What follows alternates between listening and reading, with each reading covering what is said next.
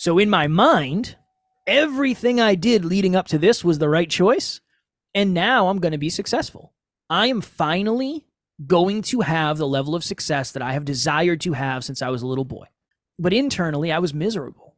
I was depressed. I was anxious. I was self-conscious. I had no self-worth. I had no self-belief.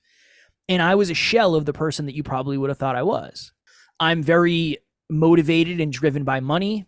That's one of the reasons why I didn't have a lot of it. And I don't ever want that to happen again for me and my family.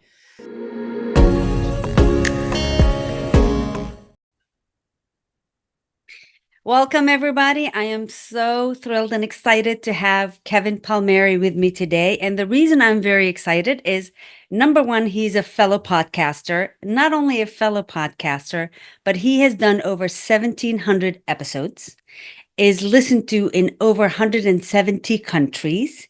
He does the Next Level podcast, and he does Podcast Growth University and Next Level University with his co-host, Alan. Kevin, I'm so thrilled to have you. Welcome. Thank you so very much for having me. You are a wonderful, wonderful human. You and I have had the opportunity to connect behind the scenes several times, and you're always a ray of positive light. So any chance I get to talk with you, I'm always grateful to do so. I appreciate you. And before we launch on to all the wonderful things that you have learned and grown through the podcast, I always love for our listeners to really understand who they're speaking or who they're listening to. So would you take me through some of your background, how you grew up, the process? So because a lot of times for me, when we look at someone who's at a certain level, you think, well, it was easy for them. It's like, no, it wasn't easy. So would love to know a little bit about your background, and we'll roll from there. Of course. Yeah. I appreciate you being interested and intrigued by it. I was raised by my mom and my grandmother. I didn't know my dad. I didn't meet my dad until I was 27. So that has obviously, it played a role, and it's still playing a role in my life. And I'm happy to talk about meeting him and how that all that went. I'm sure you'll pull the string on that. Definitely lower middle class. We didn't have a lot of money. We talked, and I heard through the grapevine often about how we were going to pay rent. It was kind of a scarcity around that. So I'm very motivated and driven by money.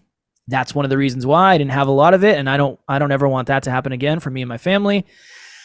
Believe it or not, Rima, I didn't like school and I didn't like learning. So after high school, I decided I was going to go to college. Not interested. I don't know what I want to do with my life. The last thing I'm going to do is pay a school however many thousands of dollars a year to help me figure it out. Nah, doesn't seem real to me. So as all my friends went away to college and partied and met people, I got a job at the local gas station. And I would work 6 a.m. to 2 p.m. pumping gas. And that was my first real job. It was my first paycheck. I was doing my own thing. I was making my own money, becoming a young man. So from there, I was a personal trainer. I cleaned floors and bathrooms at a hospital. I was a truck driver. I was a forklift operator. I was an on-call firefighter for a short period of time, as you heard in one of my presentations. Construction, many different things. Anything I could do to try to pay the bills and hopefully get a little bit further ahead in life. That was kind of my goal. But when I was in my early 20s, I think I was like 22, maybe 23, I got a very unique opportunity in an industry called weatherization. So my company, the company that I worked for, we would go into large buildings, usually schools, fire stations, police stations, and it was our job to make those buildings more energy efficient. So we would work in the attics, we'd work above the ceilings, doors, windows, that type of stuff. I went from making $15 an hour in construction to anywhere from $60 to $120 an hour doing this new job. So in my mind, everything I did leading up to this was the right choice. And now I'm going to be successful. I am finally going to have the level of success that I have desired to have since I was a little boy. I made it. I finally made it. So if you were to fast forward a few years and look at me when I was 25, you would see a young man who was making good money. I had my dream car at the time. My girlfriend at the time was a model. We had a brand new apartment together. And because we got to throw it, it's got to be the whole thing. Yeah, I have to have it all. I was getting ready to compete in a bodybuilding show. So I was quite literally in the best shape I will ever be in. So health, wealth, and love, it looked like I had them all. But internally, I was miserable. I was miserable. I was depressed. I was anxious. I was self-conscious. I had no self-worth. I had no self-belief. And I was a shell of the person that you probably would have thought I was. Being a shell of the person that people thought I was, my girlfriend ended up leaving me because it was very hard for me to pour into my own life, never mind somebody else's. And when she left me, as much as I'd like to say that's when I went all in on self-improvement, I just thought, I haven't made enough money yet. If I made more money, none of this would have happened. So then I proceeded to spend the next year living on the road every single week for 10 months straight because our contracts for work were in other states. And these were not nice hotels. These were hypodermic needles outside, blood on the walls, gross types of hotels. But my goal was to make as much money as possible. So it was all fine and dandy. I enjoyed the grind. I enjoyed the hustle. So if we fast forward to the end of that year, 10 months I had spent living on the road. I opened my final pay stub and I made $100,000 at 26 with no college degree. And that was like a dream come true for me. But internally, nothing changed. I was still insecure. I was still dealing with low self-worth. I still had no self-belief. I felt directionless. I felt like I was living by accident, not on purpose. And at the time, I was listening to a lot of podcasts. Podcasts were new to me. This was 2016 or whatever it was. It was just new to me. So I was listening to a lot of podcasts. And I remember after I opened this final pay stub, I said to myself, for most of my life, I have lived unconsciously.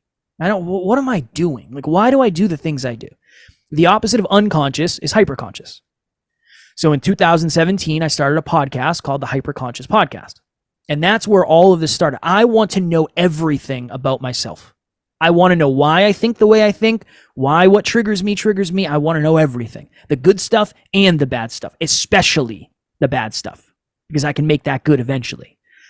Fell in love with podcasting, fell out of love with my job. I've already reached the pinnacle. I do not want to do it again. So I start calling out of work.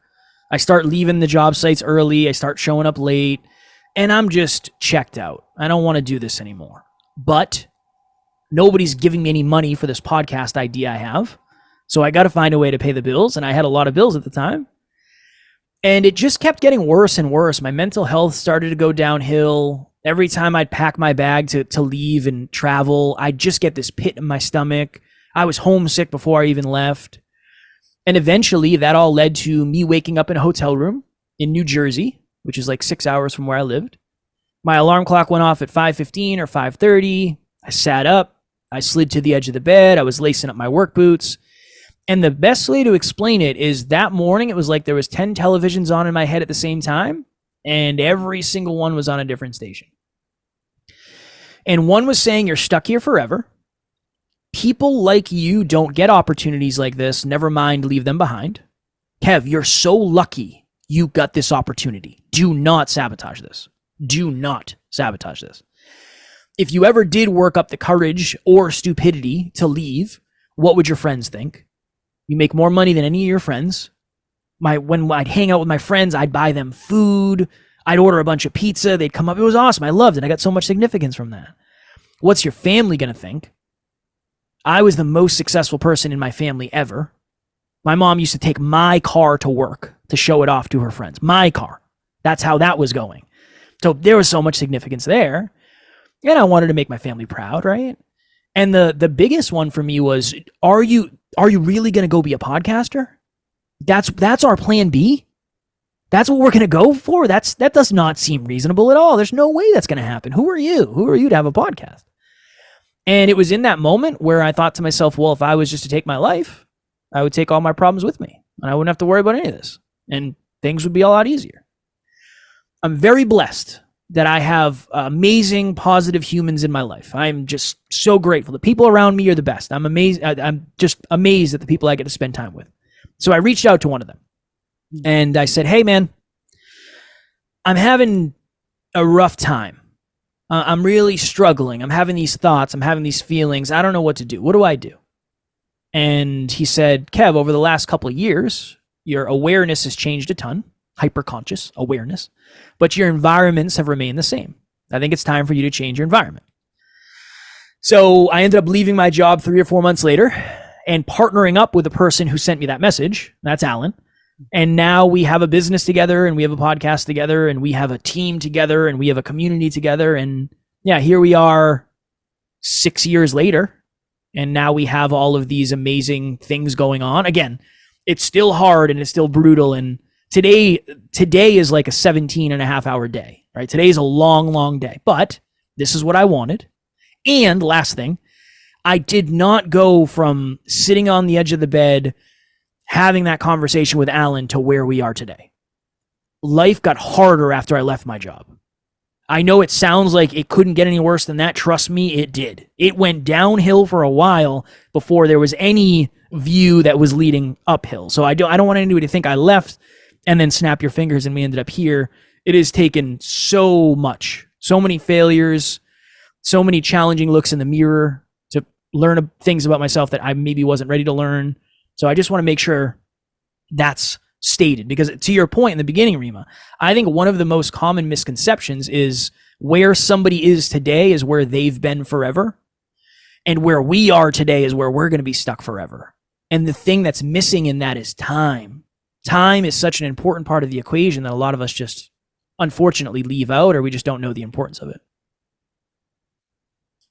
You said so many incredible things, and thank you for being so authentic. Of course. With That's why I'm here. everything that you said.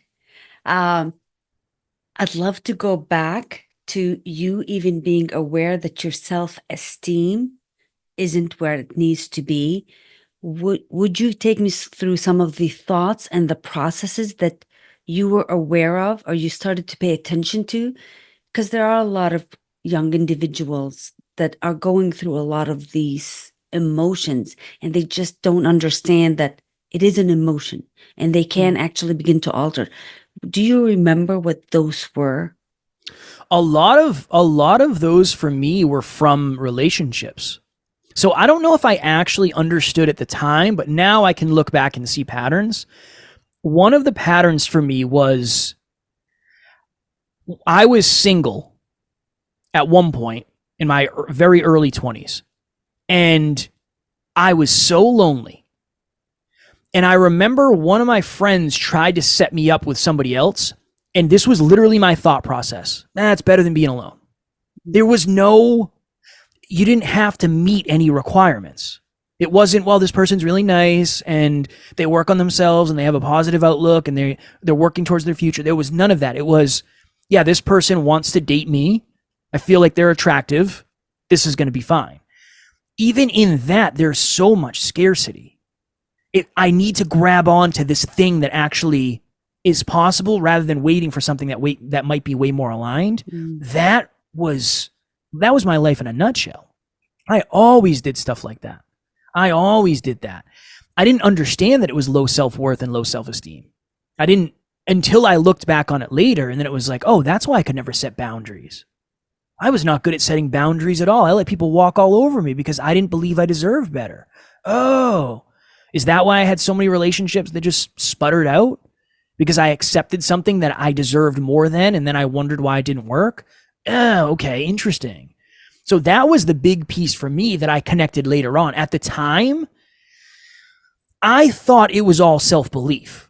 At the time, I didn't know there was a difference between self-belief and self-worth. I thought everything was self-belief, and I didn't think I had any of that.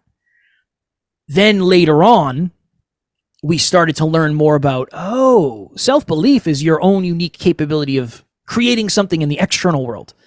Self-esteem and self-worth is feeling deserving of the results that you're trying to create, or feeling deserving of love or opportunity or respect or whatever it is. I didn't know that until later in life. Would have saved me a lot of problems if I did, but I also wouldn't know what I know now. So yeah, I don't know. I didn't know in the time. At the time, I thought, I just don't believe in myself enough. Now, in retrospect, I didn't believe in myself enough, and I also didn't have really any self-worth because I abandoned myself so many times to get love or significance or validation. What was high school like for you? Were you one of the popular ones? And I ask this question because a lot of times we'll see someone and they're outgoing and they got friends, and you go, oh, they're Mm. well put together. They got it all. So, what was high school like? Because the truth is, it's not that way. But what people see on the outside is Yeah. exactly not what's going on within us. Yeah, if you ask Alan, Alan would tell you I was a popular jock because we went to the same high school together. Mhm. So we knew, and we went to the same middle school. We were friends when we were young. I never felt like a popular jock. I was good at baseball, and I was good. I was talented at baseball, but I didn't really get invited to the parties, and I didn't hang out with the popular kids. I feel like I had my own little crew of people that I just like spending time with the people that I knew. I never got bullied because I was in really good shape. So people were afraid of me for some reason. Even though I was terrified of any form of conflict. So that, again, that's the outside looking in. The outside looking in is, well, this guy's kind of a badass. No, I'm a baby. I'm afraid of everything. You just don't know it. But I will accept that because it keeps me safe. I don't know. I feel like I kind of felt like deep down, I think I always felt like an outcast. I've always felt different because all of my friends, they all had families and they all had houses and they all had like normal upbringings, normal, right? From the outside looking in again. And I remember a lot of the families would try to like bring me in and like adopt me as one of their own. Like, oh, you want to come over for dinner? We're going on vacation. It was always that type of stuff. And I never understood what that was until later.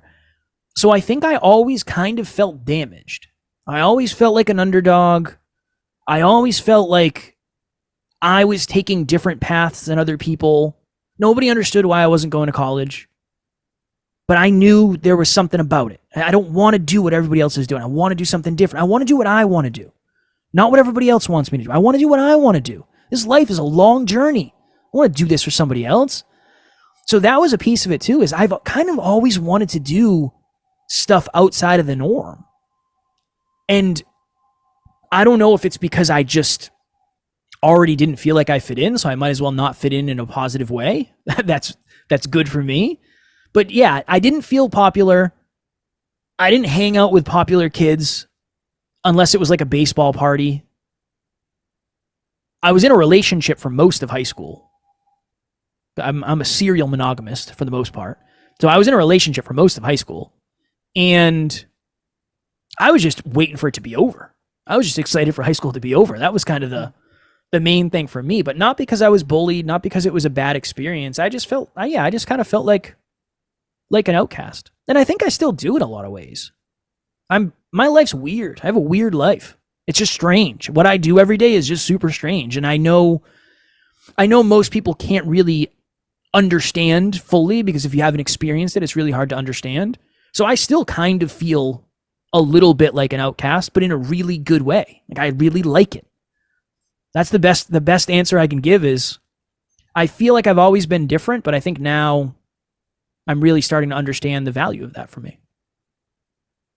Because high school was an outcast feeling for you, even though it didn't show on the outside, Mm. how did you learn to build friendships so that you can pick up the phone when you're sitting at the edge of that bed and make that phone call instead of going in the direction that some kids, unfortunately, end up in? Yeah. Core values, core beliefs, and core aspirations. Every single relationship we have is built on core values, core beliefs, core aspirations, or core location. In the beginning, it's all core location. It's the people you surround yourself with. It's just, I couldn't have known you 25 years ago because Zoom didn't exist. Mm-hmm. So I couldn't possibly have known you. This couldn't be a thing. We couldn't be friends. Sorry. You know the people in your town and that's all you get. So core location is a really big thing. Now, core values. This is a very hard truth, but I think it's an important truth for me to state. Alan and I would not be friends if we weren't doing this together. because we're friends as a byproduct of the mission, not the mission is a byproduct of our friendship. No, it's different. It's the core values of growth every day. If I stop growing, I'm going to get left behind 100%. And I'm not making that wrong. I think that's the way it's supposed to be in this relationship. So core values, core beliefs. Alan and I have a deep belief that self-improvement can change the world because it would have changed ours. That I'm certain of. So that is a belief. And the belief that we'll show up every single day and we'll just get really good and we're going to be in people's pockets and we're going to be supportive and the way we run our business. All right, cool. Right? So those are core beliefs. And then core aspirations. Our core aspiration is to have the most impactful self-improvement company on the planet. If one of us wants to do that and the other one doesn't, the relationship isn't going to work, because what it's going to take to do that and what it has taken is just mind-blowing. So if I look back to high school, my friends in high school, we all enjoyed fitness, we enjoyed drinking, and we enjoyed hanging out with girls. That was kind of it at the time. So it was really that. When I go to the gym, it's not a coincidence that I meet other people that are into what I'm into. They're at the place that I'm into going to. Okay, that makes sense. When you go to a concert, let's say you're a Swiftie, you love Taylor Swift. You go to a Taylor Swift concert, you're probably going to make some friends because you're all there for the same exact reason. So that's really how it evolved. Was I really, really tried diligently to ask myself, are the people in my life the best from my past or the best for my future? Why are these people in my life? Because they always used to be, and we used to do this together, and we used to feel like this, and we used to spend time like this? Or is this person going to be in my life 5 years from today in a productive way? That has created a lot of pain. But for me, it's not, I can't spend time with someone because we used to spend time together. It just doesn't make sense. There's too much opportunity. There's too much momentum. There's too many other places that are more aligned. So I think that's it. It's alignment. And it's kind of run through the filter of core values, core beliefs, core aspirations, core location. Those are kind of the big ones. So if you get clear on those, if you love reading and you join a book club, it's going to be easier to make friends. It just is, because you already have one of the core values and core beliefs and maybe core goals of reading more books. You already have all those three in alignment. So it's a little bit easier. That has helped me tremendously. Those are incredible for people to get what you just said to them, how much of the importance of knowing when to let go so you can move forward. If something existed, it doesn't mean it needs to continue to exist. Yeah. And it doesn't mean that you hate on someone. It just means that you're looking forward to the things that you need to. I'd love, honestly, Kevin, to know what made you pick up the phone. And the reason I'm driving at that is I've done podcasts with the Rob Nash Project, and their whole mission is for young individuals that have suicide ideation, that are looking to get better, but at that moment. So what was that thing that within your head that you can go, I knew to pick up the phone versus moving forward? A couple things. I think one thing was, a lot of people will say, how are you so vulnerable in that moment? That's a question I get often. Like, how are you so vulnerable? You were so vulnerable. I wasn't that vulnerable. Alan and I had deep conversations like that for a year leading up to it. So the analogy I've always used, the example, metaphor, analogy, simile, whatever it is you don't wait until the middle of a thunderstorm to build an umbrella. You build an umbrella on a sunny day in case it rains tomorrow. And I think that's something for all of us.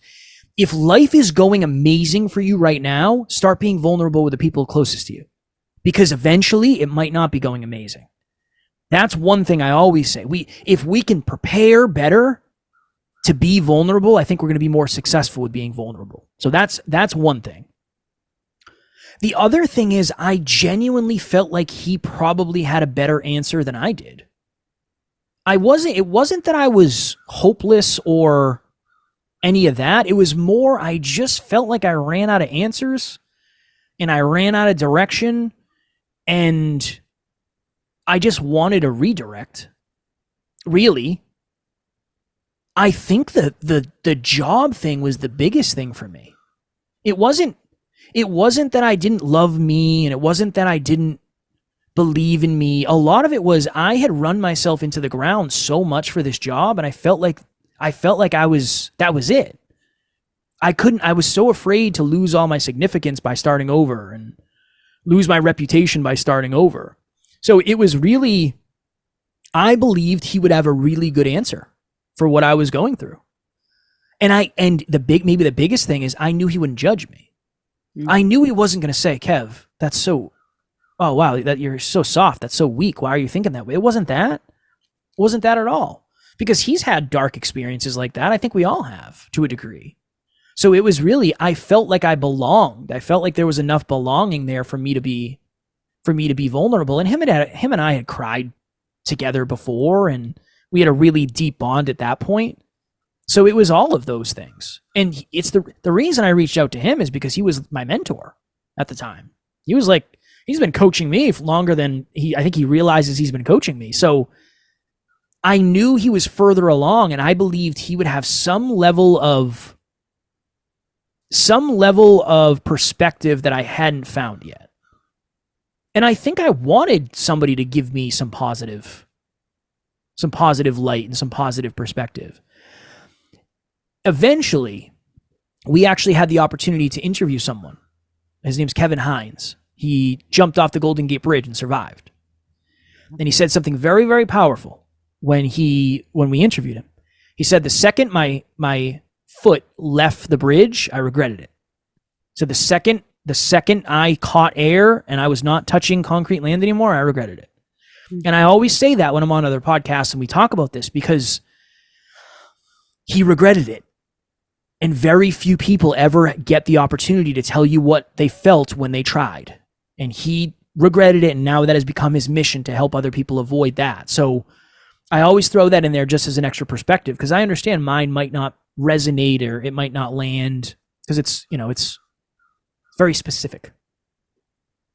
That gave me goosebumps. Thank you for sharing that, Kevin.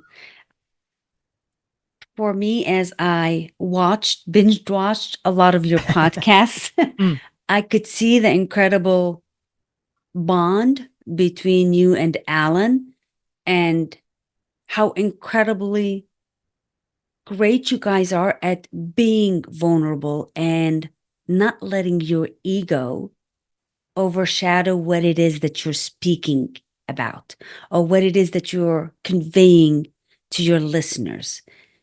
Did you need to work on that together, or did that come naturally to you guys?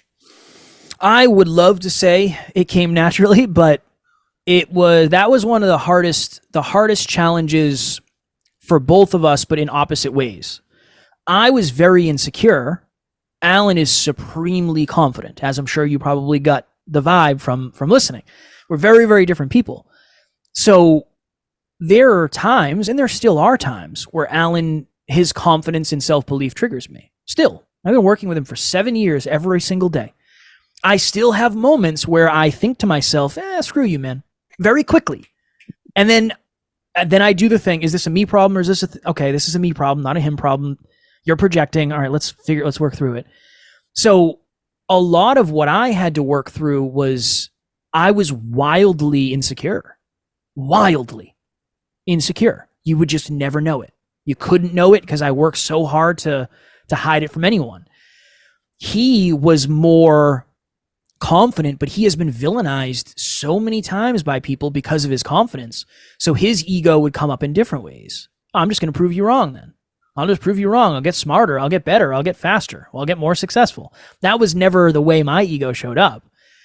So yeah, we work through it a lot. We work through our egos a lot together and separately, and try to figure out, okay, what are my tells and what are my patterns and what are his tells and what are his patterns. The first couple of years of this podcast journey, we were really working on our characters. That was really the main focus, that we didn't have any way to make money. We weren't doing coaching. We realized quickly that we attracted a female audience, and I didn't expect that, and I didn't know how to handle that. I didn't know how to lead the ship. with that type of audience. And I take that responsibility very, very heavily.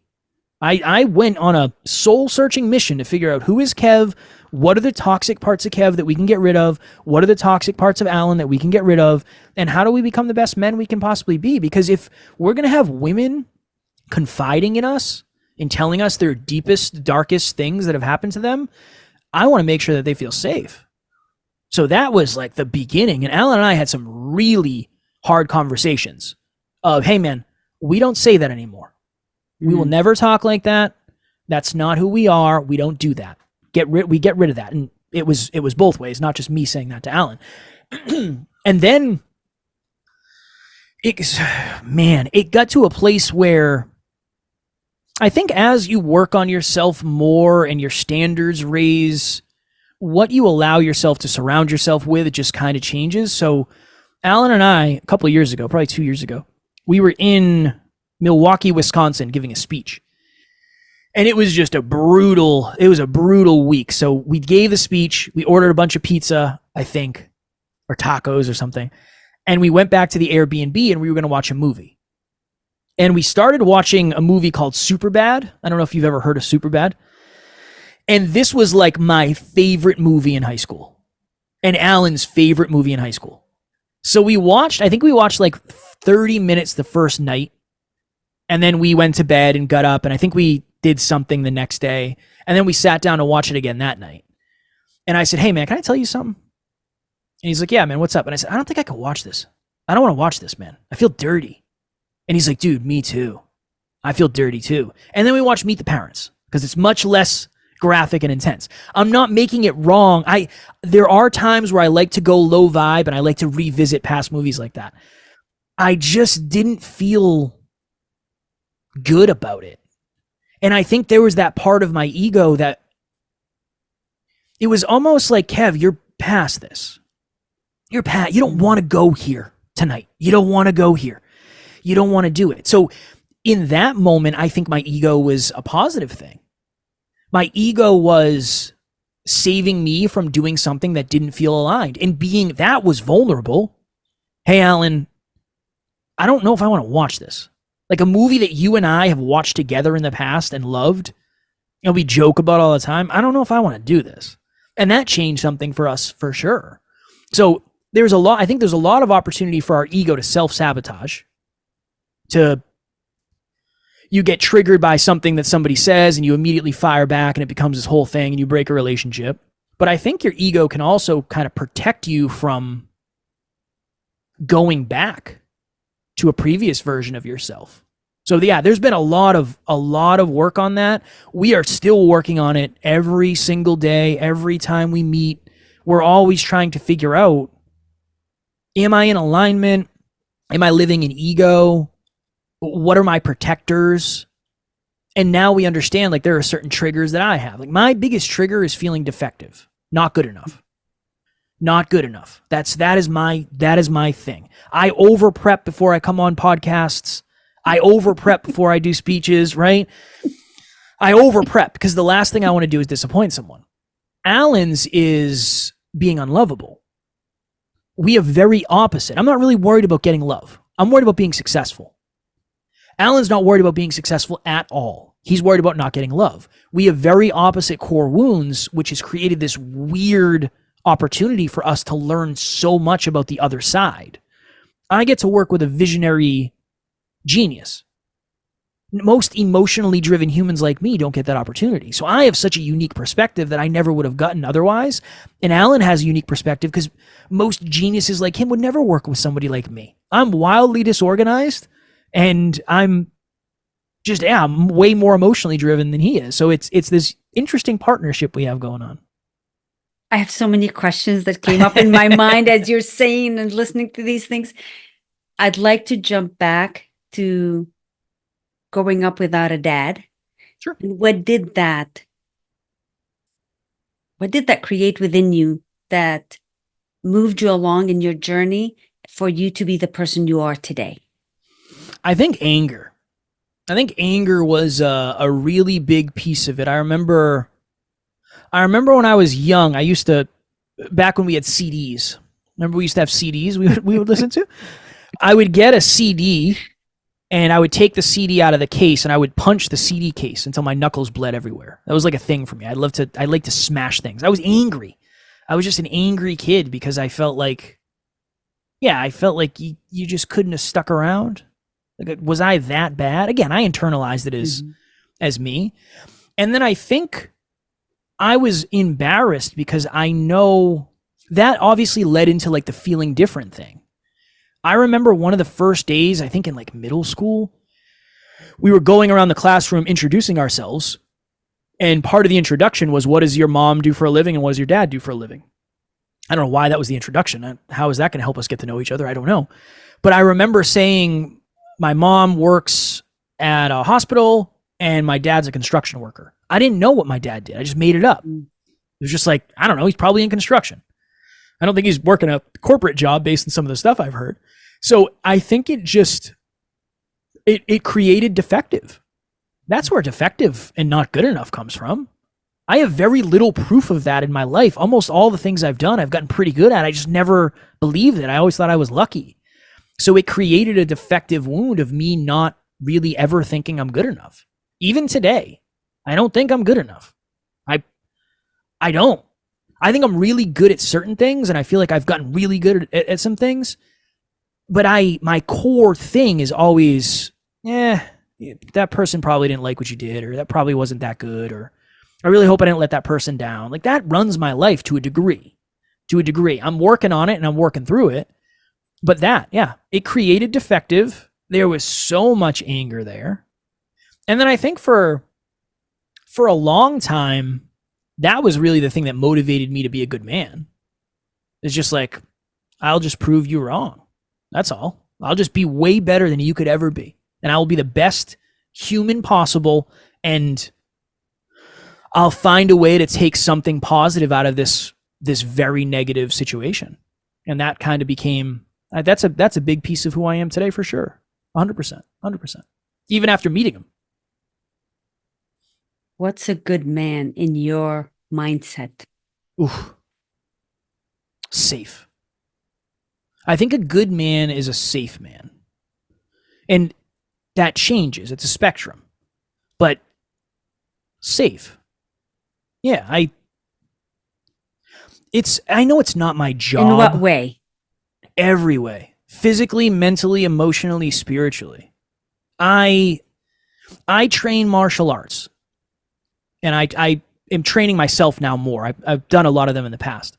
One of the reasons is I want to protect my family. I really nobody will ever lay a hand on my wife when I'm around. That will never happen. I will not allow it to happen. I will not.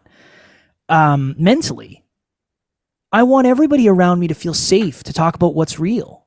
When you're having a bad day or you're having dark thoughts, like you're good. You're good. You're never going to get shamed for that, ever. You will never get shamed for that around me. So physically, mentally, emotionally, I want to know how you really feel. I want to know how you really feel. And I want you to be vulnerable. And I want you to feel comfortable being vulnerable. And I want you to know that if I can't understand what you're going through, I will do my best to empathize with what it is, even if I don't understand the experience. And then spiritually, whatever that means to you, whatever that means, you just intuitively feel safe to be yourself.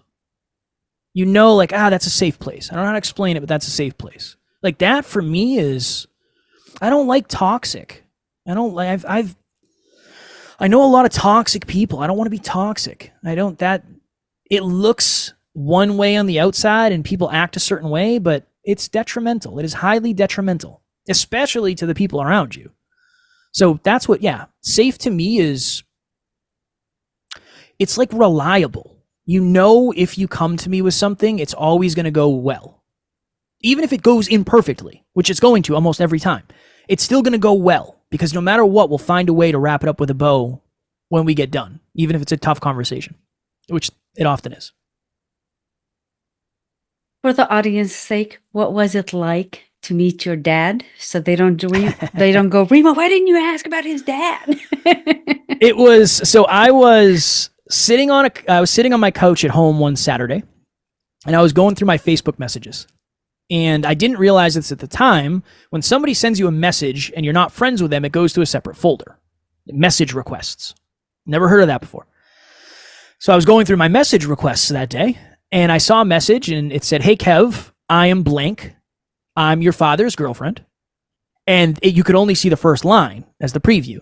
And I remember throwing my phone down and saying, "Not today. We're not doing this today. I don't have this. I do not have this today." But then I got curious. So I opened it up, and it said, "Hey, Kev, I'm blank. I'm your father's girlfriend. He has seen you and what you're doing on Facebook, and he's super proud of you. And if you would ever like the opportunity to meet, he would really like that." And this message was from 3 years prior. I just never saw it. And I remember throwing my phone on the floor, falling on the floor, and just bawling my eyes out. I was like, there's no way this is happening. There's no way this is happening right now. Because I had said some not so nice things about my father, never thinking that I was going to have the opportunity or feel the responsibility to go see him in person. Again, it's easy to talk trash when you know you're not going to see someone. That wasn't the case when I realized this. So I messaged one of my friends who understood me and kind of knew my history. And they said, "Are you going to go see him?" And I said, "I got to. Yeah, I got to. I don't know how to explain it, but I know this is one of those internal things I got to do." And they said, "Do you want me to come with you?" And I said, "No, I got to do this alone. This has to be one of those things I do alone." So we met up halfway between where we lived, found a nice midpoint at this diner. And I remember I got there early, got to be there early. And I remember when I sat down, I thought to myself, I don't even know what he looks like. So I'm not even going to know he's here when he gets here. So this is going to be supremely awkward. A guy walked by the window, and I remember it was like, that's him. I don't know how I knew. I didn't know what he looked like, but it was just intuitive. Okay, that's him. Just, you could feel it. And he came in, he found me, and he sat down, and it was about as awkward of a conversation as you can imagine if you've never experienced it or something of that nature. There were times where he was crying and apologizing, and I was very stoic and very cut off. "You're not going to get anything from me. Good luck. I am stone cold here. You're not going to get anything from me."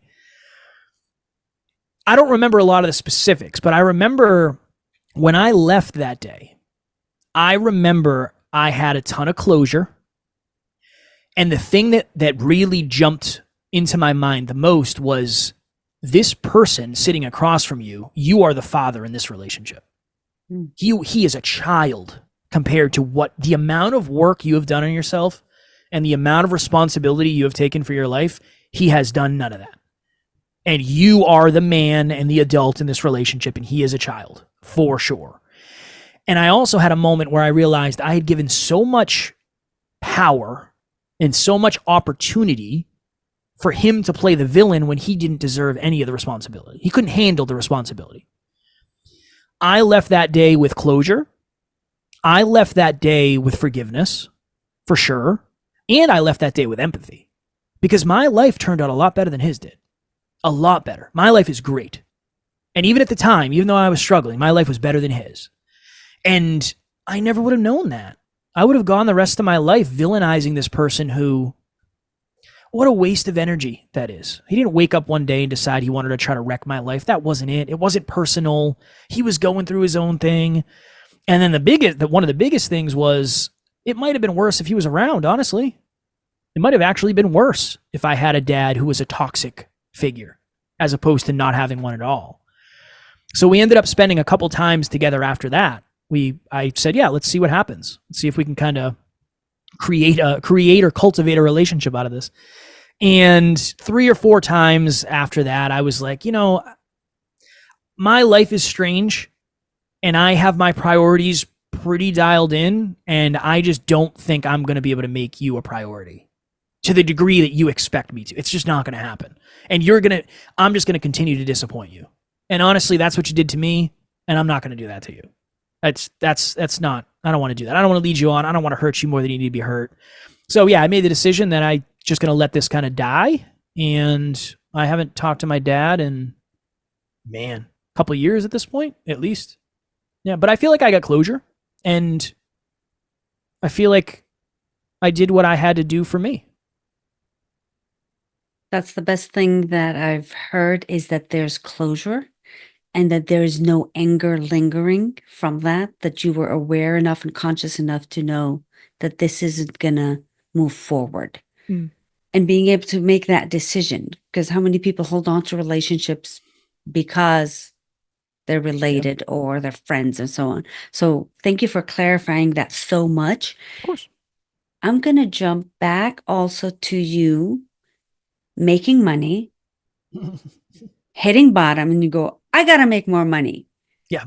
When did you finally understand that, or do you understand that money isn't going to solve it? I understand that money will not fix any of my internal stuff. That I have a very, very good understanding of this now. When did I figure that out? Man. So after I left my job, I remember I moved in with one of my best friends, Matt, and he was chasing his dreams, wants to be a real estate investor. I want to be a podcaster. So he said, dude, I'm buying a house. It's a top and bottom duplex. You can live with me for $500 a month. We'll renovate the upstairs. I'll rent it out to someone and we can chase our dreams together. And I was like, dude, I am in. So over the course of a summer, when I was working this job still, I would travel all week, come home Friday night, go upstairs with him and work on the upstairs apartment till like midnight. Saturday and Sunday, do the same thing. I'm pretty sure there was a stretch where I worked like every single day for months. I think it was like a couple months over the summer. But we were chasing our dreams together. So shortly after I left my job, I was still living there with him. I was home alone one morning, and I remember walking around the kitchen, and I was the brokest I had ever been. I was the singlest, not the singlest I'd ever been, but I was like very lonely and longing for a relationship. But I remember thinking I have the least amount of external results maybe ever, but I'm the most fulfilled I've ever been. Like, what is that all about? Why? How could that? And I'm the most proud of myself I've ever been. That was really the thing for me. I'm the most proud of myself. And I don't have anything to show for it. And everybody thinks I'm a loser, for sure. Understandably so. But I'm proud in what I'm doing. That's really when it clicked for me. It clicked for me when I realized that there's something to be said for fulfillment. And that was something I never really experienced before. I never really understood what fulfillment was. I didn't feel it. I never felt like I had a purpose. I never felt like I had a mission. I never felt like I was trying to achieve something that was far greater than me. That was something that locked in. I got a new car last year. It was a nice car. I got a nice car last year. And I was driving off the lot and I was crying because it was like such a dream come true. And then we talked about it on the podcast later. And I said, but here's the thing. I know that car is not going to do anything internally. It's not going to help my self-worth. It's not going to fix anything inside. Will I get momentary bouts of happiness and dopamine when I get in it? Yes, I do every time. I love it. I love my car. Does it make me any more confident? Maybe. Maybe in certain external ways it does. Do I think it's going to make me less anxious? No. Do I think it's going to fix any of the self-doubt I might be dealing with? Absolutely not. No, I don't think so. Now at least I'm familiar with the fact that for me, money buys abundance. I just like having abundance so I can think longer term, and certain things I don't have to worry about as much. You know, it's like, oh, this $25 bill, if you don't send it in today, it's going to be a $40 bill. It's like, oh my, I have so many other things to do. I need to send that in, where it's not as big of a deal if you have $100 in the bank account as it is when you have more in the bank account, or the other way, when you have more in the bank account. So now it's more for certainty, longevity, and sustainability than anything. And I understand anything that I acquire externally is not going to do almost anything internally. I'm really aware of that now, but it took me a long time of buying stuff. So what is Kevin's definition of success? Ooh. Man, there's kind of two. Being the healthiest, wealthiest, most in love version of myself. Healthiest physically, mentally, emotionally, spiritually. Wealthiest not just money, but wealthiest in terms of opportunity, certainty, fulfillment, impact. Like you can be wealthy with impact, not just money, not just fiscally or financially. And then love. I don't want to do any of this if I can't have a deeply meaningful relationship with my wife, or I can't be a great husband. None of this matters. That's the hard thing for me is I want it all because I realize that if you go all in on one thing, the others suffer terribly because I've done it. I've done it too many times in life. I want all of it, not because I want to have the success on all those levels, but for me, I know that's what's going to fulfill me the most. I am we're doing a weight loss challenge right now in the community, and I'm suffering pretty bad and it sucks, but there's a piece of me that's super fulfilled by it. It's like I'm getting closer to maximizing my potential. I've been letting myself down in fitness. I've been taking it easy. I've been letting myself down. I've been going all in on the business, and okay, then the relationship suffers, and then you go all in the relationship, and then something else suffers. So it's a juggling act of this thing, then this thing, then this thing, and they all grow little by little by little, and you're fulfilled while you're doing it. I genuinely do love my life. I really do. I'm very grateful. I'm very blessed. I'm very privileged. I work very hard to get here, obviously, and stay here, but I'm fulfilled in what I get to do. Today's, I don't know if I said this behind the scenes or whatever, but today I think it's like a 17 and a half hour day. It's going to be terrible. But when I get to the end of the night, I'm going to be deeply fulfilled for all of the things that happen, the impact, the conversations, testing myself. That to me is success. Elaborate on the 17 and a half hour days so people understand the commitment that you have to the work that you do. And that's part of the success that you're seeing. Yeah, it's a lot. It's more than most people will ever see, just because you see me on this episode and then you assume I go off and do stuff, and I do. It's just stuff that most people don't see. I was up at 6. I did deep work from 6 to 7:30. Went to the gym from 7:30 to 8:30. Came home and showered, and I've been in the office since 9 a.m. and it's now 1. I have another call. I'm back to back for the rest of the day, and then we have group coaching tonight from 5 to 6.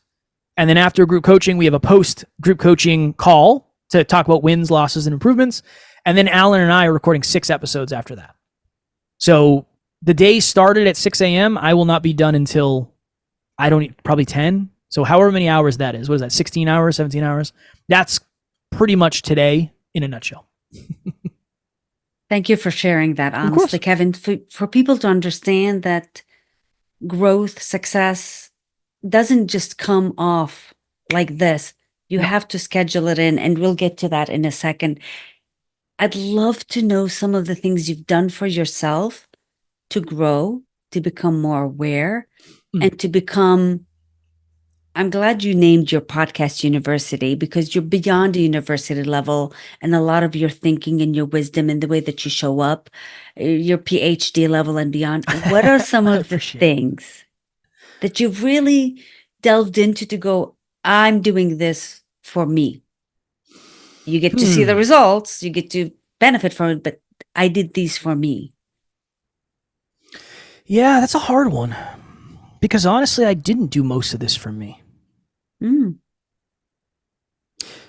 That's the hard thing about this, is like my life is very hard. My life would be so much easier if I did something different. It would be so much more pleasure filled, and I'd be able to hang out more. So a lot of what I'm doing is not for me. It's not about me. It's about the mission, and my growth is a wonderful byproduct of it. I get to grow every day for a living, and I have a podcast about growth.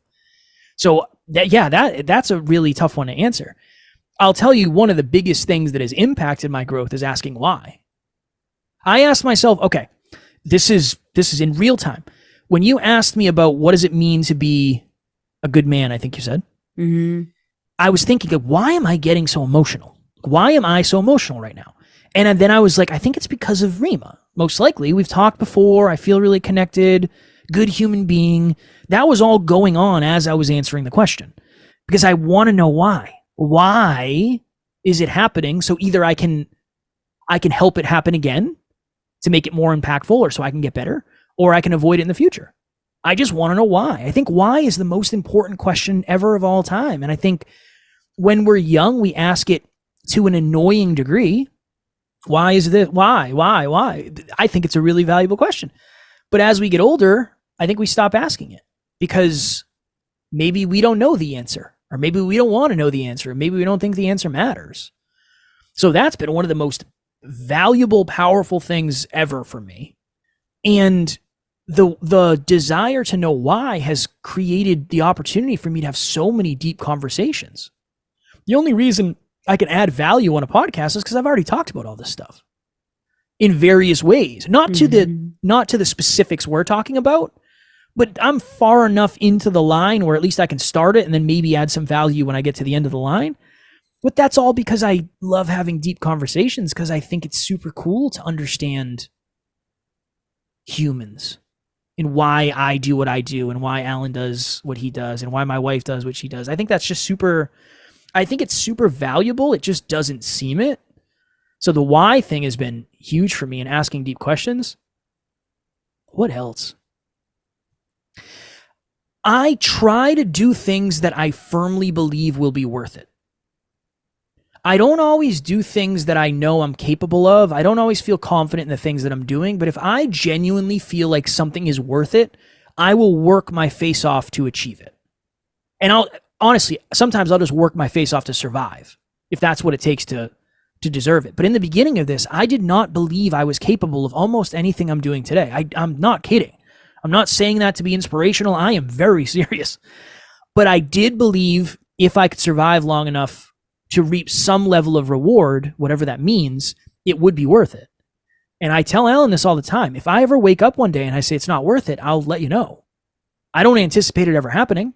I can't promise it won't. But that's kind of the barometer for me. Will it be worth it? If it's not worth it, I don't want to do it.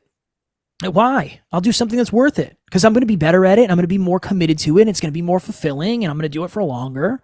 So that's been something that's been really, really positive for my growth is if I believe something is worth it, I will do a lot of stuff that I wouldn't normally do. Almost everything I wouldn't normally do. But if I don't believe it's worth it, I won't do almost anything. It just seems like a giant waste of time. So I don't know if that answers it because for me, a lot of what I'm doing is not for me. It's probably not good for me either. I don't necessarily think a lot of what I've done has been good for me physically, mentally, emotionally, and spiritually. It is now because I made it through. But there have been times where I was having panic attacks on the floor thinking I was dying because I went too far outside of my comfort zone. So I don't know if any of this really was for me at the end of the day. I'm going to take it to a level where there's a lot of coaching. There's a lot of things out there that say if you do this, you're going to get to work 4 hours or 20 hours a week and you're going to get all these benefits and blah, blah, blah. Yeah. And where I'm going with this is you said you love your life, yet you said it's also hard and you put in a lot of hours. So where is the reward for people to understand that there is a reward even in working hard, even in things that appear hard, that are hard? Does that make sense what I'm asking? Yeah, I think that's where fulfillment is buried. I think we as humans think we desire a life filled with pleasure, and I don't think that's true. I think pleasure is good, but if your life was just pleasure, it probably would get old pretty quick. When people say, how does someone find their purpose? I always say, like, that's the $1 trillion question. I don't know. I cannot claim to have the answer. I don't know. Everybody has a different answer. I always say, I like to frame it as if I gave you all the money in the world and money just wasn't a thing, you don't have to think about it. Just don't worry about money. Don't think about that. But you had to do something in the service of others or humanity. What would you do? You can't sip margaritas on the beach all day. You're going to get sick of it. I'm sure you will. You will get sick of it. And maybe there's a list of 50 people that you know that you don't think are sick of it, but we don't know what they're dealing with internally, and we don't know if they've done the work, and we don't know if they're really fulfilled just because they are drinking out of a coconut on Instagram. We don't know. It's really hard to know. So if it must be in the service of humanity or others, it's going to be something that is impact driven. And when you do something that's impact driven, you get fulfillment. That, I'll say something somewhat controversial. Volunteering probably kind of sucks like the day you're doing it. When you wake up at 4 a.m. and you're getting everything ready and you go down to whatever it is you're doing. But when you start doing it and then you get to the end of the day and you realize how much impact you had on others, you get fulfillment. I think it probably sucks in the beginning to get the momentum going, but once you start to see the impact that you're having on people, you get fulfilled. That's hard. It's probably doesn't give you it's probably not super pleasurable in the moment, but you do get fulfillment because of it. I think one of the reasons the work is so important is because you learn about yourself and you're investing in yourself and you're growing and evolving as a human being, and then you have more potential to do the same thing but do it better in less time, and then things happen there, and then you get opportunities to meet people that you would never have gotten the opportunities to meet, and they're awesome, and that fills your cup. But that's all based on growth. It's all based on growth. So yeah, I think that, I don't know, it's always a dangerous game for me when people try to tell me to do less. I don't like it. I'm getting a therapist. I'm working on getting a therapist. And I told my wife, I said, I'm terrified they're going to tell me to do less. They're going to tell me, Kev, you got to slow down. I don't want to. I don't want to slow down. It's not why I started this. I didn't start this so I could work less. I started this so I could impact more. And it doesn't really work like that. It doesn't really happen like that. But I'm deeply fulfilled. So that's my connection. My connection is the more I do the things that are in alignment with my core values, my core beliefs, my core aspirations, the more fulfillment I will ultimately get. Now, maybe your core values, your core beliefs, and your core aspirations are you sipping margaritas on the beach. Try it out and see what happens. I could be wrong. I would go crazy after a week, 2 weeks. I'd probably go crazy after 2 weeks. But maybe you're different. You are different. Not maybe. You are different. And things fulfill you in a different way. But I think it's really hard to get fulfillment without deeply meaningful growth towards a goal that almost seems impossible to get. Ooh, that's rich. Fulfillment part is very rich. Before we go further, how do people connect with you? How do they reach out to you so that they know they can speak with you if they need to? Please, you can, what's the best way? Probably email. Just shoot me an email. I do my own emails, kevin@nextleveluniverse.com. Questions, comments, podcast questions, whatever, life questions. You want to talk about weird world stuff, the universe floating off into space, shoot me an email. Thank you. And he does coach. They do have a group coaching that I am going to recommend to you guys. I appreciate it. I'll be joining it. Kevin, what are some of the things as you look at your life? What are some of the things that you measure or that you pay attention to so that you know that you're not going too far in one area and dropping another area? Is there such a thing that you're doing? Yeah, every day we track the amount of money in our bank account, the amount of dollars we made that day. I track my weight every day. We track our podcast listens every single day.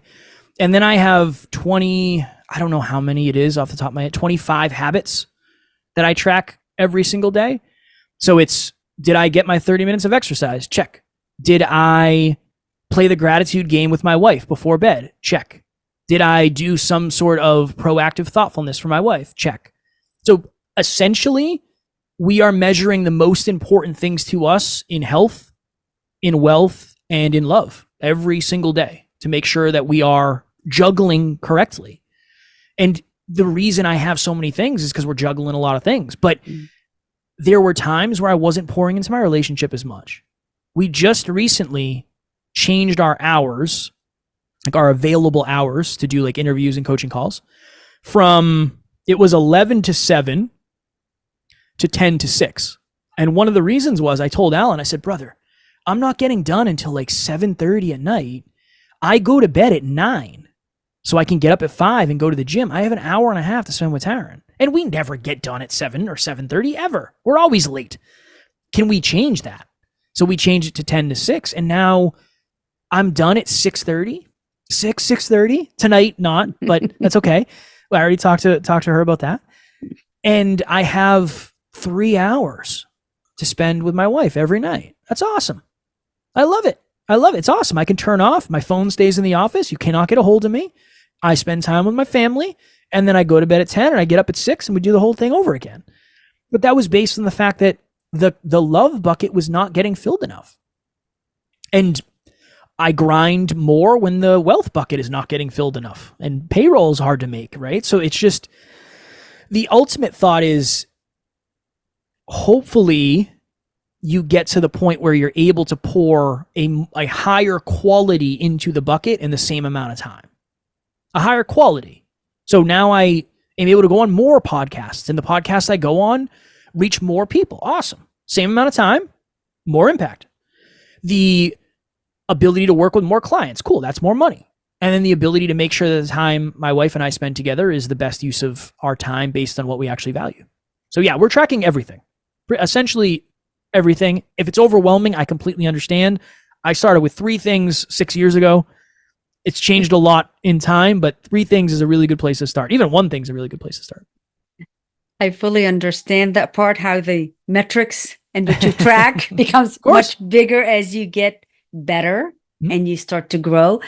I do have a question about that. How do you ensure for yourself that it isn't a check mark or a chore, but it really has the meaning behind it of what it was intended to? Because I do see individuals that have lists and it's like, okay, I checked it off. It's like, yeah, but do you really understand? And are you still there? Yeah, some of the stuff I don't want to do. Some of the stuff I just do it to do it. I'll be very honest. Some of the stuff it's like, yeah, I have to do that now. There's certain thing, I don't know off the top of my head, when 30 minutes of learning every day, I don't want to do it. I don't want to do it. I don't want to listen to Audible. I don't want to watch a TED Talk. Some days I have to drag myself to do that, and I do it because I'm supposed to. Not necessarily because I'm excited to learn something new to bring to the world. A lot of times it's like, this is what you do. This is what you're supposed to do, Kev. So honestly, some days for me, it is a struggle. I don't enjoy doing all the stuff that I do. I don't enjoy doing a lot of the stuff that I do, honestly. So I don't know. I don't know if I'd be the best person to answer that because I feel like I'd be lying a little bit if I did. I would say you can always connect with a deeper why and just find perspective. I remember what it was like not feeling smart enough in interviews with people and feeling like I didn't have any value to add. You better learn today, Kev, because you don't ever want to feel that again, do you? No? Okay, cool. Do a little bit of learning. I didn't want to go to the gym today at all, but I'm doing a 10-pound and 10-week challenge. And if I don't hit the goal, I have to miss a podcast episode. That's not going to happen. I'm not going to let that happen. So I guess the simplest thing is I have made the thought of not doing the thing, the pain of not doing the thing greater than the pain of doing the thing. And I'll just do it because I'd rather do it and get the result than not get the result. I guess that's probably the simplest way for me. That's a great answer, actually, Kevin. And really just knowing that not everything is on that list is enjoyable, but you still do them. And that is one of the greatest things that people that are growing can understand is that nothing is going to become roses all the time. It just doesn't work that way. And that's what makes it meaningful. That's what makes it fulfilling is that you've invested your time and energy, your most precious resources into those things because there is something out of these that's making you so much better. And you'll be grateful you did. That's another thing is don't do it because you want to do it. Do it because you'll be grateful that you did. A lot of this stuff, do we want to go to the doctors? No. I don't know anybody who wants to go to the doctors. But when you go to the doctors and you find out, oh my goodness, I found out I have an injury that I didn't know, or, forbid something happened. Oh, so they found cancer. My goodness, what if I didn't go? They wouldn't have caught that so early. Nobody wants to necessarily do that. But you might be grateful that you did because you might get an opportunity that you didn't get before. That's another perspective that I try to hold, but I'm just hardcore with myself. Either I do what it takes to get the goal or I don't get the goal and I don't get to complain about it. That's how I think about it. Just, it helps me. I don't want to sugarcoat it for myself. It doesn't serve me to sugarcoat it. Let's jump into your podcast. What is the most meaningful thing about doing the podcast and making it such a priority? Because I will say honestly, I have through periods of time not done my podcast, even though it means a lot to me. And figuring to come back to it and knowing why it matters to me and understanding like what happened within me for me to go, oh, I'm not going to do an episode. Yeah. So for you, what is so meaningful about being so diligent about scheduling and doing your podcast? It is me. I am the podcast. The podcast is me. It's my identity. I can't imagine not. It's not even an option. It's not even a possibility. It doesn't even cross my mind. It's not even it's like, how do you not breathe? You don't imagine it. You just don't. So that's a big piece. It's my identity. I am a podcaster. People say, well, what if I took the podcast from you? Good luck. I don't know what to tell you. Good. I'll start another one, or you'll have to kill me and you'll pry it from my cold dead hands. I don't know. That's my baby. I think on a very, very, very deep level, deep, meaningful level to me, this was a dream for me. Like, I'm not kidding when I say episode number 7, when I was by myself, Alan wasn't with me yet, and it was still called the Hyperconscious Podcast. I did an episode called Scratching the Surface, Chase Your Effing Dreams. That was the title. Word of advice, don't put swears in the title. It's probably not the best way to do it, but I didn't know that back then. And in this episode, I basically was talking about how frustrated and miserable I was at my job. And the entire episode was all about, you got to get up and you got to get after it. And if you believe in something and you really believe that you want your future to look different than your current does today, you've got to keep going. And I said in this episode, my dream is to wake up when I want, is to go to bed when I want, is to go to the gym when I want, to podcast with amazing people, to be my own boss and get to do this for a living. And I know not a lot of people get to live their actual dreams. So for me, it's prove it. Prove that this is your dream by doing it. I have a responsibility now too. I feel a heavy responsibility. That's one of the reasons it's so important, is because that's part of our brand.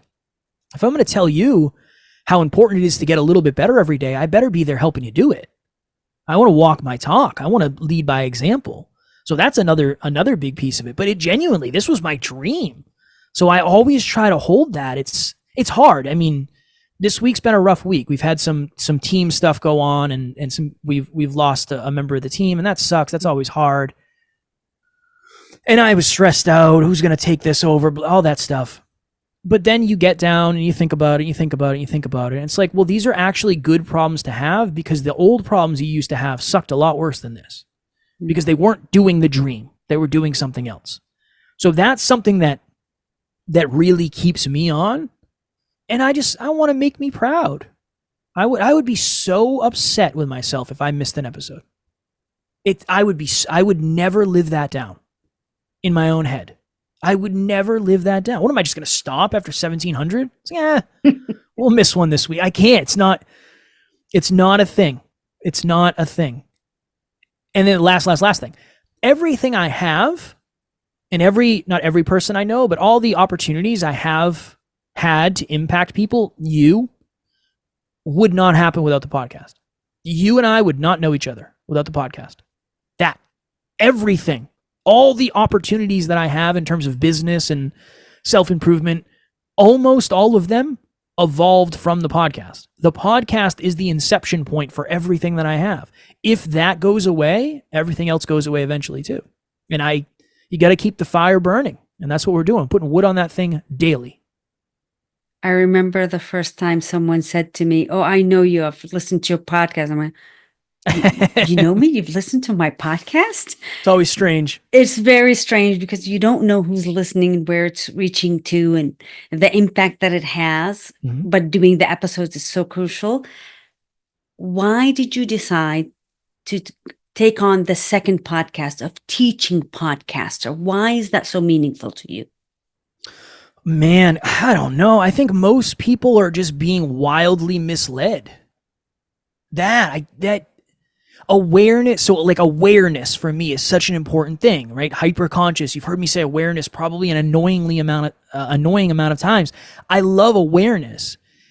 It's really hard to win without awareness. And I just want people to have the most awareness they can have when it comes to podcasting. Most of the people we started with are gone. They don't podcast anymore.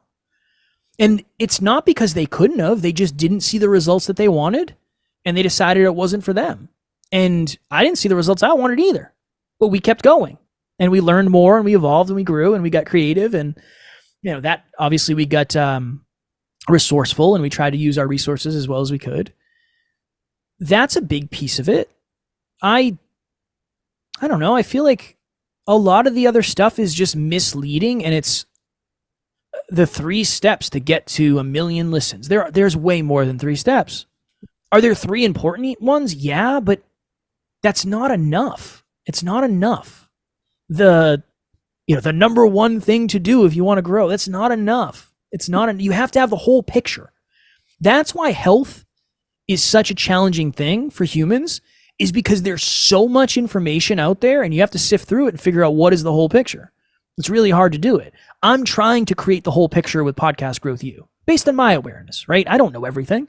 I know what's worked really well for us. I know what's worked really well for clients. I know what hasn't worked for us. I know what hasn't worked for clients. And that's kind of the silo I try to stay in. I try to stay in the stuff that I know. And I want to be honest and vulnerable and authentic and talk as much about what I don't know as what I do know. So trying to be the version of me that I would have listened to early on as a podcaster. Kevin, would you delight the audience with a synopsis of what your schedule is like for a week between 2 podcasts, training, coaching, and having a life? Man, let's see. I have my calendar up. So yesterday, Monday, Alan and I met. We did 6 hours of meetings. So team meetings, going through the metrics, making sure everything's rolling the way it's supposed to. And then we did 1 podcast episode. So yesterday was 6 a.m. till 6:25 p.m. So yesterday was a 12.5-hour day. Today, 1, 2, 3, 4, 5, 6. I have 7 calls and 6 podcast recordings. Tomorrow, 1, 2, 3, 4, 5, 6.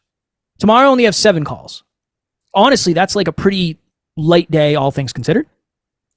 The day after, I'm getting a haircut because my hair is a hot mess. And then I think I have 4 calls. So that's a pretty easy day.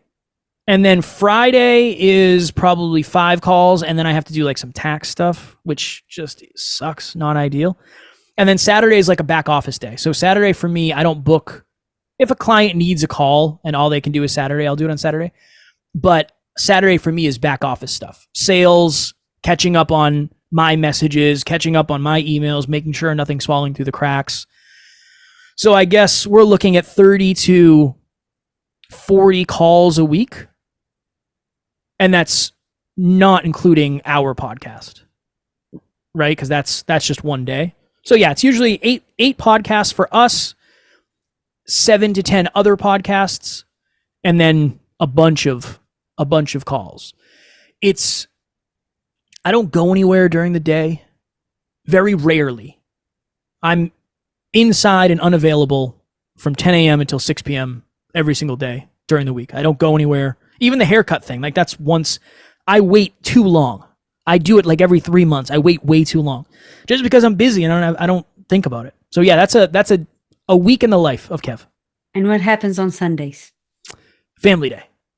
Yeah, Sunday I get up at 6. I go to the gym, and then my wife and I just do whatever. Sometimes we'll have breakfast and watch Netflix on the couch. Whatever it is, date day is the goal. And I asked you specifically to share that so that individuals out there that are looking to grow their podcast, that are looking to become better at whatever it is that they're doing, to understand that it doesn't happen without the time and the energy and you scheduling things and you being aware of where you spend your time.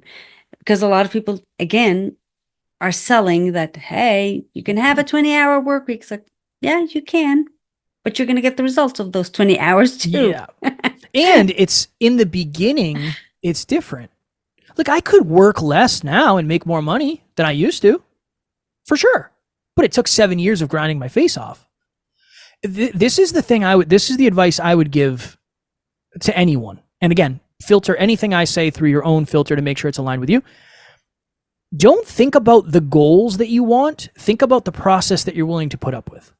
I wish I knew that earlier. I wish I knew that earlier. The reason I say that is because I'm very familiar with what it's going to take for me to lose 10 pounds in 10 weeks. The goal is 10 pounds in 10 weeks. I know how much the process is going to suck. I'm already aware that this is going to be brutal, but I'm willing to do it. I think a lot of people are promised goals, they're promised results, but nobody tells them what the process is going to look like. And that's the process is 99% of it. And then eventually you get the goal. But it's 99% the process. So if you don't enjoy the process, or if you don't enjoy it, or you're willing to subject yourself to what it takes, you're not going to get the goal. The goal is important, but the process that you're going to have to put up with is the reason people get stuck. They don't get stuck and quit because the goals change. They get stuck and quit because the process isn't aligned with what they want ultimately, understandably so. Oh, that's a drop the mic moment on that one. The process, that's the real thing. That is where people get caught up and where they drop off. Kevin, if I put you in front of a group of young individuals, early 20s, figuring out their lives and not sure where they're heading, but they think they're looking for success. They're looking for whatever they think they're looking for. What would you say to them? And this is both males and females. What would you say to them? Oof. Goodness.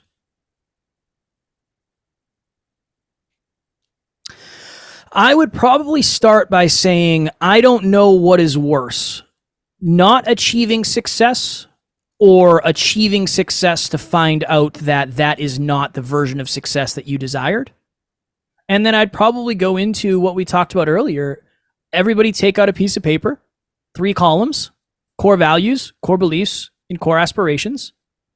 And let's really get honest about what matters to us. How much does family matter? Does it really matter? Do you really want to have a family? Is that important to you? All right, cool. Write that down. Does it not matter to you that much, but you're afraid to admit it? Let's get courageous and write that down. Because your life is going to look drastically different if you just admit that stuff now. I've had some people say, Kev, family matters way more than I realized. Awesome. Cool. I'm glad you realize that now. I've had other people say, doesn't really matter that much. Not nearly as much as I thought. And I'm ashamed to say that. No shame here. You do you. Who am I to tell you how to live your life? I don't have to live it. So I would go through that process with people, because when we're thinking of success, we're only thinking of results. We're not really thinking of process. We're thinking of results, trophy, model girlfriend, sports car, 6 figures, result. They're all results. But the process is what makes you you. The process is where you grow. The process is where most of the work is done. Most of your time is going to be spent doing the process. And if you don't enjoy the process, it's just like going to a job you don't like. It's the same exact thing. We love the paycheck. We hate the job. Same thing. We don't like the process. We like the result. It's the same exact thing. What if you could choose to avoid that? I believe you can. I do not believe you can avoid all struggle, all suffering, all pain. I think life is going to have that, bouts of it for sure. But I do believe with clarity and awareness, you can choose a much more aligned, brighter future. And core values, core beliefs, and core aspirations, I think, is a really good way to start that. I love that. I love that a lot. Gosh, time goes by so fast. I'm going to ask two more questions. Please. One is, how do you figure out the topics for your podcast? Because a lot of people that are running a business, that's one of the areas that they struggle with is, what do we talk about? How do we do 1,000 episodes? So I have a couple frames. You heard me talk about this. What are the top 25 to 50 problems that your audience deals with? And then what are the top 25 to 50 problems that those problems create? And you'll be amazed how you can do 50 episodes on self-worth. You could. There's a way to do it. It just Takes a lot of thinking. So that's one exercise. The way I do it is I experience life, and then I think of what is a story that I have, and then what is a lesson that I can connect to that to make a valuable podcast episode. So I don't have it yet, but when I'm sitting later next week or tonight or whenever it is, thinking about podcast episodes, I will create a podcast episode based on something that we talked about. I just don't know what it is yet. And it'll be based on Rima asked this really awesome question that made me think, and I feel like it'd be really valuable for the audience. And then we'll do an episode on it. So it's really that for me. It's what experiences. We're in a different season. Things change so quick where it used to be, we used to have guests on. I was like, all right, let's have this guest on and they can talk about this. Cool. Or I'm going through this specific thing. Let's do an episode on that. Then it was, what do we think the audience needs to hear? There was a season of that. And now we're back at, what do I want to talk about? And what do I think is going to be impactful? Because I believe what I want to talk about is going to be the most impactful thing anyway, because I'm going to have the most value and the most passion and the most authenticity talking about it. So that's the season we're in now. It's just, this is what I'm going through. This is what I learned. Alan, what did you learn? This is something I saw on a TV show I was watching. Let's talk about it and make it self-improvement-y. That's really the process now. The hard part is I don't really do anything. So that's what makes it challenging, is when I'm working all day, every day, it's really hard to get stories and stuff. So on Sunday, when my wife and I do stuff, I'm always Rolodexing. Like, what can I take from this that we can bring to the audience? You gave them some great ideas of how to come up with ideas for their podcast. I appreciate it. Kevin, is there anything that you'd like to say that I haven't asked you so we don't get off this podcast? Rima didn't ask about this. I would say I touched on it already, but if I was given a mic and it was like, hey, this is the last thing you ever get to say to people, I would say your reality becomes the parts of your imagination that you hold on to and pour into the longest. The podcast for me is the thing that I held on to and I poured into the longest. That's why I have results. That's all. I've let go of so many things.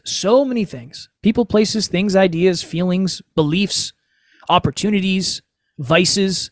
I've let go of a lot of stuff because I didn't want to pour into those anymore. I didn't want to hang on to those anymore. But really hang on to and pour into the things that you really want to be around in your life. People, places, things, ideas, feelings. Yeah, your life is going to look different in 5 years. It just is. I hope so. It's going to. It's just, is it going to be by design or by accident? Mm-hmm. It's going to be different because time is going to make everything different. You're not going to look the same in 5 years. Something's going to change. Everything's going to be a little bit different in 5 years. You can be a lot different in a positive trajectory or, unfortunately, a negative trajectory. But I do believe awareness is the first step in choosing. Kevin, I so appreciate you and appreciate your wisdom and your authenticity and not holding back. And for our incredible viewers and listeners, please remember, your attitude always determines your altitude in life. Thank you for being with us, and we'll see you in the next episode. Kevin, thank you. Thank you.